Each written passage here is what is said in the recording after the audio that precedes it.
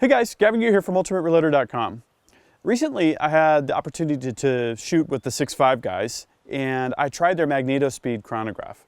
I actually really liked it. I've had a couple of chronographs that use light and shadow technology with multiple sensors, and they can be incredibly accurate, and they're actually nice instruments, but they do rely on specific lighting conditions or supplemental lighting. They also require that you control your point of aim and shoot precisely between the gates in order to get an accurate reading, and you have to be careful actually not to shoot the chronograph. So I thought I'll try a MagnetoSpeed chronograph. I'm actually going to walk through a couple different ones. In this video I've got the MagnetoSpeed Sporter, which is a lower cost model, but it offers the same overall performance as a higher end model like the V3 model. I'll be showing that in a future video. So let's do a quick unboxing of the Sporter. Let's strap it to the AR-15 and crank off a few rounds. This is still in the factory packaging, so you're gonna see this with me for the first time. Okay. Oh, look at that. Okay, it's got a slip together case. Okay. So we've got a quick start guide. That's nice. It comes with a laminated card so that it can get wet. All right.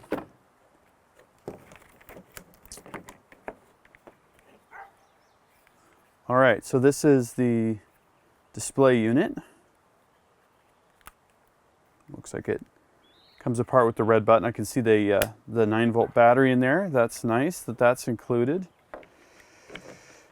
And okay, the cord is integrated. Okay, so give me just a minute to familiarize myself with the unit and read the instructions, and I'll be back in just a moment. All right, so once you take a look at it, it's pretty simple. You've got a thick pad and you've got a thin pad, and you need to decide which pad will give you about a 1/4 inch between the path of the bullet and the top of the bayonet here that actually does the reading. So I determined that I need to use the thin pad. So this can go around like so, clips on.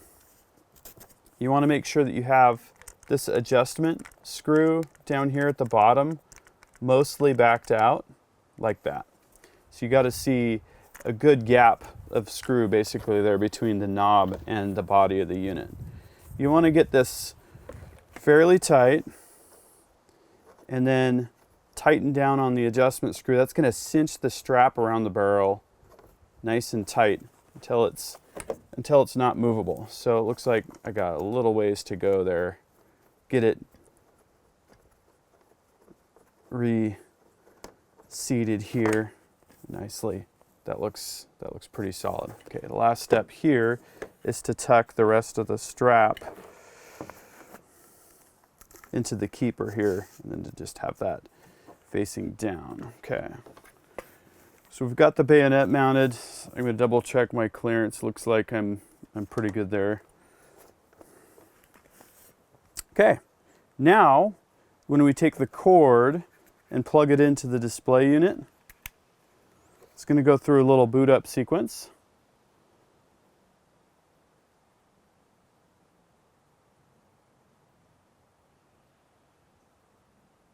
Feet per second. Okay, we're ready to use the unit now. One last check we're going to do is going to be to look down the bore to make sure there's no interference with the bayonet and the path of travel of the bullet. So I'm totally clear here. I'm going to go ahead and quickly remove the bolt and look down the tube here.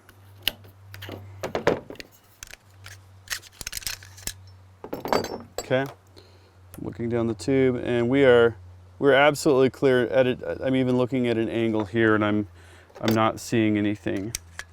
So that means that we should be good, and we don't have to worry about shooting our unit. That's good. All right, so let's do some shooting. All right, so let's shoot a quick string here.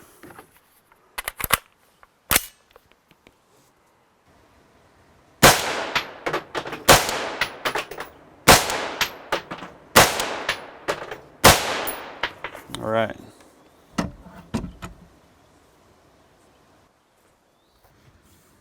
All right, so it looks like it got all 5 shots real well. And here's how we scroll through the data. So stat data, we've got our average, 2562.